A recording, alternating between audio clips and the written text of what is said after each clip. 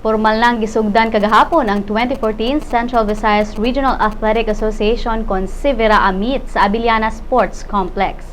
Gilangkuban kini sa mga atleta sa elementarya ug high school sa nagkadaiyang probinsya sa Central Visayas. I promise that we shall take part in the Central Visayas Regional Athletic Association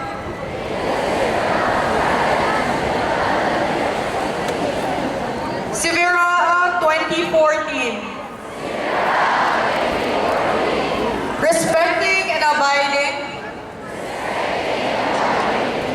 by the rules that govern them,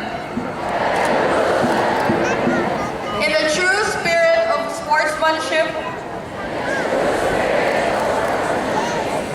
for the glory of sports,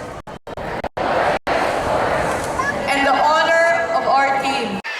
By the authority of God, Senior Santo Niño, and the city government, with my Vice Mayor, with DepEd Carmelita Dulangon, Superintendent Ria Antod, I now declare CVIRAA 2014 with the grace of God open!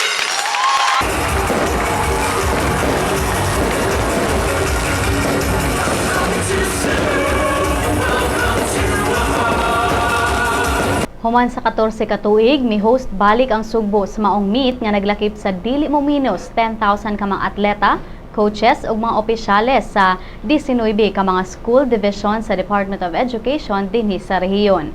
Kahinumdumang kaduhan na postpone ang maong meet tungod sa pagtayog sa 7.2 magnitude nga linog sa Bohol ug ang paghampak sa bagyong Yolanda sa Sugbo.